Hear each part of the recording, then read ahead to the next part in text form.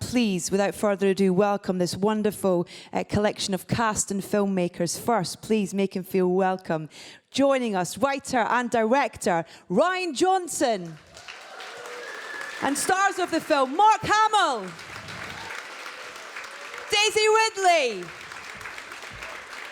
Benicio del Toro, Oscar Isaac, John Boyega, Kelly Marie Tran, Laura Dern, Donald Gleason, Gwendolyn Christie, and Andy Serkis.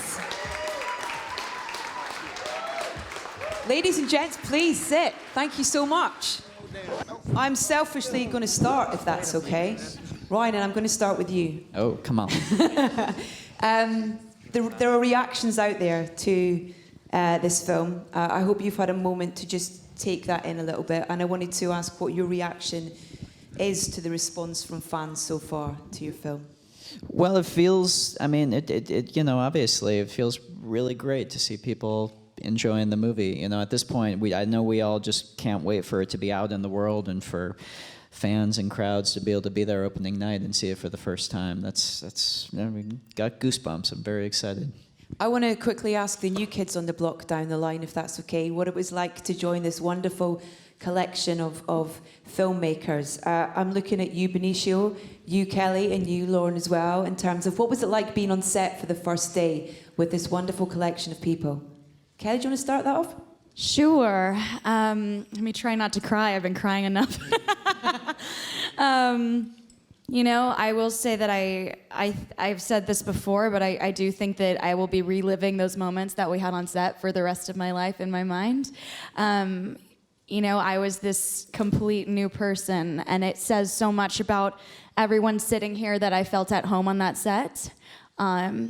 Because everyone was so welcoming and open, and I really felt like a part of it. So, thank you, Benicio. I basically the same, because for the first time I was the oldest one on the set. Well, on my set, on the little set, I was the oldest one, so it was kind of interesting. Does that make you the wisest as well, though? Not necessarily. Laura, what about for you, please? Well, I know we've been speaking a lot in the last 2 days about the environment that Ryan created, but it was so seamless because it felt like any other film family. It felt protected and safe and collaborative and even like a small movie in some unusual way, but then periodically you'd look up and Chewbacca or R2-D2 would pass, and you were reminded of the environment you were in, but it was extraordinary. Brilliant. Okay, we're going to open out to our crowd here, and we're going to go to the young gentleman in the front row there, please. Hello. Hello, my name's Hetted, I'm 14, I'm a massive Star Wars fan. I've got one question for Daisy and one question for Mark. Daisy, Rey means so much to modern audiences. What would a female hero like this have meant to you growing up, and what does that match the feedback you have from fans? You're 14? Yeah. I'm so shocked.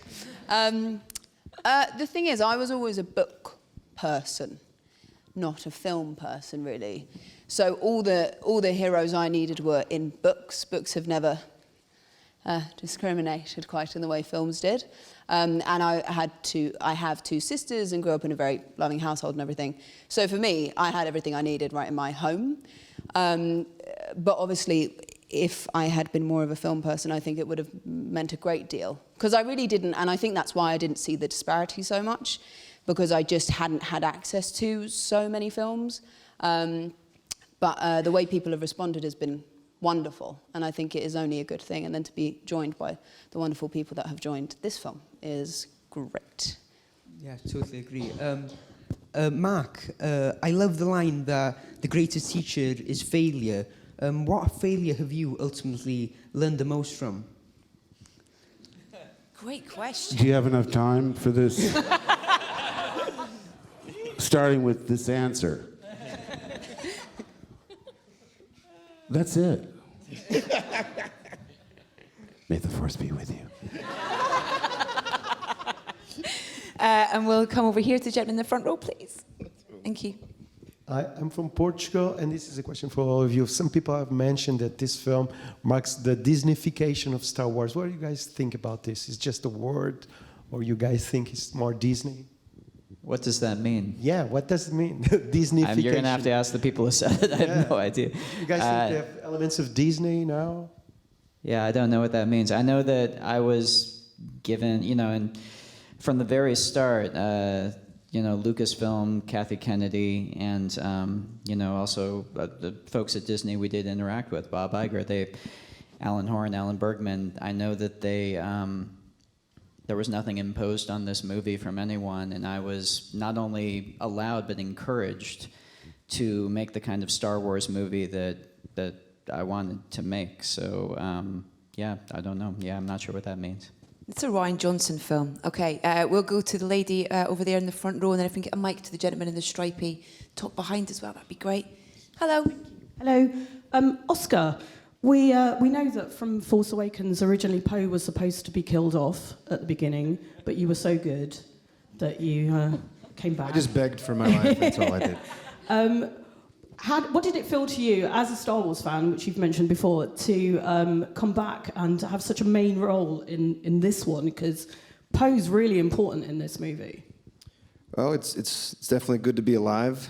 I was really excited to see what Ryan created for Poe, the conflict that he has, in a very brutal way. He took away the one thing that Poe knows how to do so well, which is jump into an X-wing and blow things up, and so he had to deal with being grounded, and I was really fortunate to have so many scenes with Laura, and it did feel like it was an intimate set. I remember we just kind of got up on the set in our jeans and T-shirts and walked around and rehearsed it and talked about the different motivations, and just to take that kind of time in such a huge movie was pretty special. So I was really happy to do that, and also, of course, to work with Carrie again. Thank you. Got a microphone here? You guys had a press tour from Prince Harry and Prince William during the making of this film. How was that, having them visit the set and see how you made the film? I wasn't there that day, but you guys were, right? Daisy showed them around. Daisy, you were the tour guide. You led the tour. Daisy was there, yeah. I mean, I'm not great at small talk, so I found it a bit awkward at the beginning, to be honest.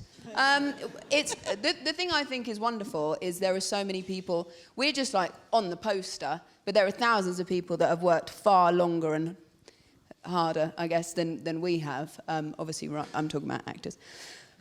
So I think to take them round to the creature workshop and the props place and the costumes and everything, and for people who aren't usually on set or aren't publicly recognised for the work they do, for them to have received it, that felt pretty cool for me. Brilliant, thank you. Okay, next question. We've got a microphone to someone there? Great, thank you. Hey guys, love the film. Ryan, I was reading earlier that George Lucas called it brilliantly made, and that he had a chat with you after seeing it. I was wondering what he had to say.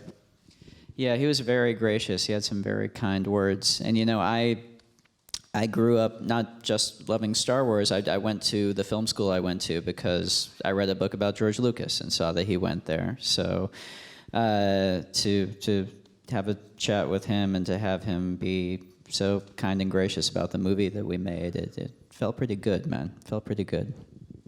I'm going to quickly duck into a question that's coming on social here, and that is from Thomas Allington, who asks, Daisy and John, was your training for episode 8 more difficult or challenging than it was for episode 7?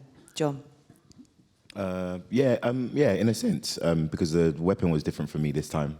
But I was training mostly with Gwen, doing a lot of stunt training. And Gwen has a really strong reach. So one must dodge and pirouette around her at all times, which is definitely more challenging for her. How did he match up, Gwen? John Boyega is a force in every sense. And I think there was a moment of connection between us where I've certainly not felt anything quite that strong before, John. I understand. I didn't mean like that. Daisy, what about for you? We know that we've heard incredibly from some of your trainers that you outdid even their expectations. That's very kind. I think that's just like learning the choreography. That was not doing the thing justice. I hadn't been like working as such the year between Force Awakens and Jedi. So I'd been strength training, so I was stronger, but when we got back into filming, we didn't have the amount of time to train as we had the first time around. But because I felt stronger, not gonna lie, I felt pretty badass. and I think the fights, we're all like thrilled with how they turned out. Yeah, okay, back out to the audience. We got mics at anyone yet? Gentleman there, yeah. Oh, you're gonna interrupt the cameras at the back, stay in your seat, but you can have a microphone. Who's got the microphone? Go for it. No, you can go, you've got the mic, go. I'm from Bulgaria. Hi, Mr. Bulgaria. Mr. Johnson, what is your manifesto, personal manifesto for Star Wars? And the personal second manifesto for Star yes, Wars. For Mr. Hamill, how do you keep, what is your most precious memory with Carrie Fisher during the shooting The Last Star Wars? Well, you know, Carrie was first and foremost, she was a writer, and that's how we first really connected. So, I mean, we had a lot of lovely moments on set, but the times that I'm really going to remember her were when we were hanging out before the shoot and just at her house, and she was digging out books for me that she wanted to talk about and showing me, like, she was writing her, you know, the Princess Diaries when we were doing the shoot, and she showed me all the old diaries she had, all the old notebooks from the original shoot, and talking about words and just, you know, hanging out with her, man. That's I feel really lucky I got to have even a little bit of time to know her. Can we head down to the dark side just for a second and speak to Mr. Serkis? There's a lovely question coming for you, Andy, which is from Brogan, who says, what was the experience of playing Snoke like and bringing him to life? It was a real challenge. I mean, I had such a brilliant time working with Ryan and the way that he decided to take the character in this. But trying to, with all characters that are, you know, representing evil or so-called evil, it's very important to try and humanize them in some way. So there's a vulnerability that we tried to approach with Snoke, which is born out of fear, actually. And I think fear that there is, that of course the First Order is in a pretty shoddy state and not being handled terribly well by Hux and the conflicted Kylo Ren. I'm sure you won't mind me saying this in front of you. And the mess that they're making of it. But the thing is about Snoke, there's this sort of public hologram, 5 o'clock in the morning hologramming appearance that he does to scare people. But then there's the sort of the wizard behind the curtains, like the Wizard of Oz. There's this quite frail, fearful because there is this very powerful feminine energy that he knows is coming, and to take him down, and but always trying to find a kind of spark of humanity within that, even though he is, you know, a kind of a representation of evil. Thank you. Donald, can I bring in Hux there as well, please, if that's okay? Hi. Was there any other roles that you drew inspiration for him? Because he's such a fascinating dark character and an evil character. He has layers to him, I think. No, not really. It was, myself and Ryan talked about the idea of just like a kind of a kicked dog, you know, because he's kind of undermined in the film, but you don't want him to lose the capacity of causing some damage, you know. So yeah, we just talked about the fact that, you know, a dog who gets kicked over and over and over again, eventually he'll bite back pretty hard. So that was kind of what we looked at, the hilarious notion of a kicked dog. Great, thanks. Lady down the front. It's the Disneyfication, I think, of the character, the kicked dog. Hi. There's been amazing representation and diversity in Star Wars, probably now more than it's ever been before. In front of the camera, but behind, obviously, Ryan, great movie, but we've yet to have a woman director or a person of colour directing it. Why do you think this hasn't happened? I suppose it's open to everyone. Do you think it's about time that we have someone other than a white male directing Star Wars? And how can we improve that? Or have you got any female directors you think would be great? Hell yes, it's time. Yes, and there are so many. I mean, my God, there are so many incredibly talented, you know, female directors of color out there. It's yeah, absolutely, and so many that I would love to see play in this universe. God, man, yes, please. I would love it to happen. Great. And over to someone with a microphone there, please. Hi, Emma from The Standard. This one's for John. On Force Awakens, you took Harrison Ford out for some lunch down the Old Kent Road. I was just wondering if you've managed to take Mark Hamill and some of the rest of the cast to South East London while shooting the latest film. No, it was just for Harrison, to be honest. Sorry, man. I have to be honest. It was just for Harrison. It was much more of a chemistry thing. We was just trying to, you know. Okay. There was figures I wanted him to sign, but it was my way of taking him out, and I paid for the bill as well, by the way, for you guys thinking I'm cheap, because you guys are thinking took him to Old Kent Road, and then he expected the guy, a millionaire pilot, to pay for it. I actually paid for it as well, but I'm willing to take anybody out. I invited Daisy to my house party last night. She didn't turn up. You did not? Bruv, I did, man. No, you said it was happening. You didn't invite me. Oh yeah, that's true. But that meant you were invited, by the way. So. Daisy and Mark, can we just talk a little bit about the time that you guys spend on camera together and the preparation, or if there was preparation and rehearsal between the two of you for those scenes when the pair of you are isolated on that island? Mark? I'm sorry, I wasn't listening. The preparation for you and Daisy's scenes together. Was there much rehearsal to that? Did you talk about it? Yeah, well, we really planned it out. I mostly worked with my own stunt coordinators. Daisy worked separately. What we didn't expect was when we went to shoot the scene, they dropped tons of ice cold water on you. So at least I sort of wanted to work out how I was going to do the dialogue, and then, it was all I could do to, not fall over. It was unexpected the way it turned out. Daisy? I'm going to go back to sleep, thanks.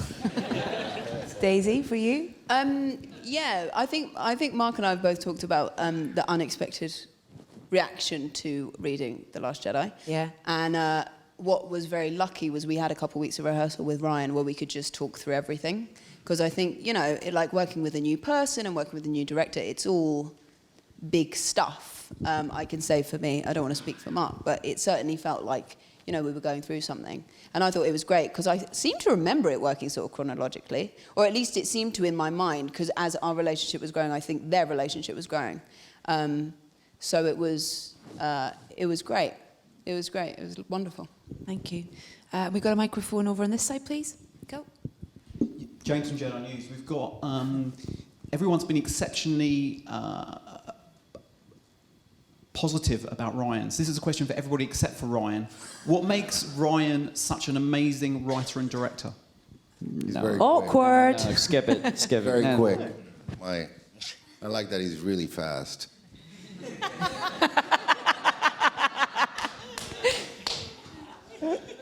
Like running?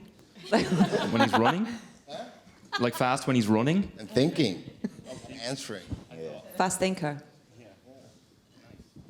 No one else? Okay. That would do. Let's move on. You know what? I like that he's so the laid back. He's like, I kind of describe him like a West Coast jazz musician. He just kind of hangs back and just he's fast, but it's also mellow and in all that craziness too. And actually, just you talking now, I remember when we were in your office with Carrie and just like we were improvising and trying all sorts of crazy stuff and figuring out those scenes. And just there was a real looseness to it within all of the wildness, which was. All right, I'd just like to be honest about Ryan. All right, everyone's saying something Here we positive, go. man. I'm going to say something negative about Ryan. Ryan has the worst playlist ever on his phone.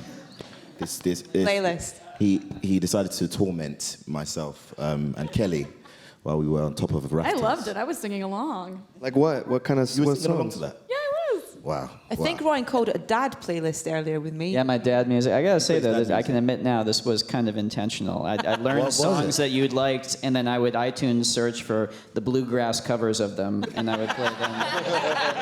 I might have been digging into this a little bit purposefully. Yeah, well, it worked.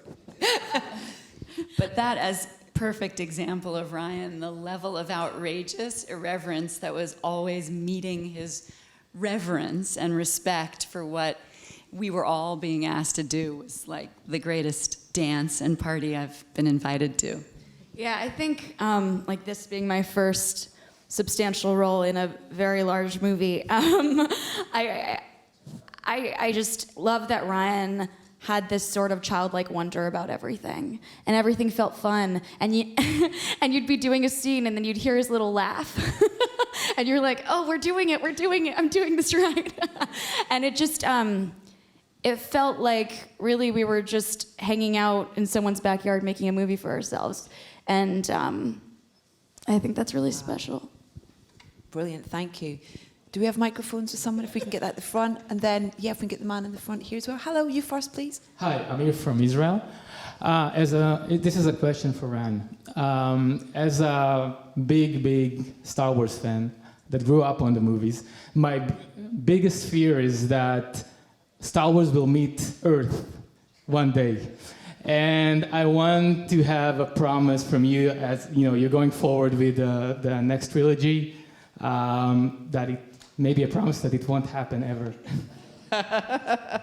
Well, now we have to do it. Now you've said it. It's your greatest fear. You've just manifested it. No, insofar as it's within my power, I solemnly promise to you that Luke Skywalker will never, fade up into modern day New York. Although that would be a really funny fish out of water story, like him just trying to use an elevator and wacky hijinks, taxi cab drivers. Mark, now I want to see this movie. Now it might actually happen. Mark, you look pretty up for that. Maybe? Maybe up for that? No? Again, I wasn't listening.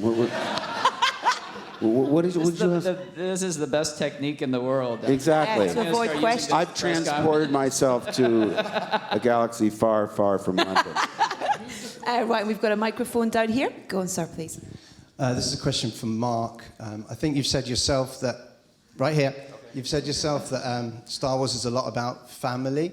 Dysfunctional family. Dysfunctional family. And as the sort of godfather of Star Wars, how protective did you feel about the newer cast members, particularly Daisy sitting next to you? And also, how protective did you feel about the character of Luke Skywalker when you saw what Ryan had written in the screenplay when you first read it? Well, first of all, the cast is spectacular. You know, each one so talented in their own way. But, you know, like you say, I felt a strong sense of nostalgia. Like, I used to be the orphan discovering hidden powers. Now we've got this one. I used to be the hotshot, impulsive X-Wing fighter. Now we've got Oscar. I used to be the one sneaking around enemy territory in disguise. Now we've got Rose and Finn. So, you know, I had to fight the irrational urge that it's a bunch of strangers rummaging through my old toy box playing with my toys. But basically now at this age, I'm happy to let the kids do the heavy lifting. Thank you, sir. Okay, we got a microphone over there. Hi, everyone. There's a bit of sadness, obviously, surrounding the film, the loss of Carrie. But 2 years ago, she was here with you guys, and she was incredibly funny and had some funny anecdotes, including Daisy telling you that not to go through the cast like wildfire. Are there funny things you take from this particular film, memories you have of her? Who would like to pick that one up? Donald, do you want to mention it? Because you had some lovely words to say last night on the premiere when you said what you would take away from this experience and Carrie. With Carrie? Yeah. Yeah, well, I didn't really get to work with her on the film. I just, but she was, I mean, it was similar to Mark as well. She was really cool about coming up to people and not having to make it a thing to have to approach her to say, hi, I'm in the film, can I say hello? And, you know, she was just really generous, first of all. And then second of all, just, I think the magic of film is that you live forever. I mean, for people who knew Carrie, she'll live forever for them anyway, because she was just amazingly big-hearted and just totally herself and as irreverent as anybody I've ever met in my life, you know, and wore it all very lightly. And then we get to see her as Leia in this film for the last time, I guess, and she's really brilliant in it. One of the amazing things, nobody knew what was going to happen with Carrie, obviously, and I love that Ryan wrote her a beautiful film, and I think that that's really cool that that's the way it worked out. Let's go to another question, please. Do we have a microphone to the gentleman in the front there? And then if we can get one over that side as well, that'd be great. Hello, sir. Question to the director. You have such a lot of talents here, but there are two in your movie called, I think, William and Harry as troopers. I hope you didn't cut them out from the movie. And on which place we could await them in the movie? Let's In leave which this. Let's leave moments? the enigma and the secrecy. I can neither confirm Yeah, nor deny. You, sir, have been reading the internet. And I We said this was a no spoilers. I used the opportunity when I met the princes. They came for a tour when Daisy gave them a tour, and I used that opportunity to try and solve something that had been bothering me since Return of the Jedi. Because when they told us that Carrie and I were brother and sister, I said, well, wait a minute, if Luke's Princess Leia's brother, doesn't that make me royalty? And she immediately said, no. I said, all right, Carrie, I'm just asking. But when I met the princes, I said, really, I really want your opinion on this. My mother was Queen Amidala. My father was Lord Vader. My sister is Princess Leia. Doesn't that make me royalty? Unfortunately, it was a split decision because William said yes. Harry said, I need more information, but I said, darn it, I need the ammunition to rub it in Carrie's nose. It's been going on for 40 years. Thank you, Mark. Next question over here. Thank you. Hi, I'm Jonathan from Star Wars Insider magazine.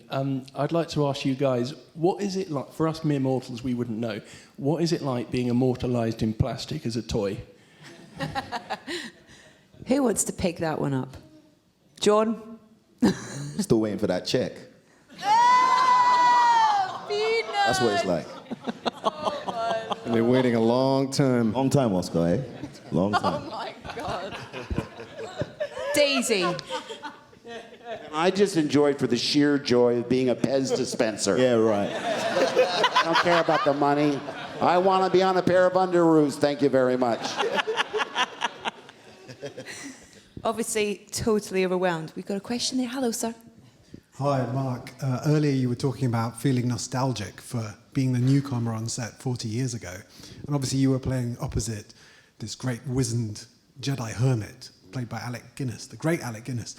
I wondered, this time playing a Jedi hermit yourself, did you find yourself channeling Alec Guinness or perhaps being inspired by another great actor?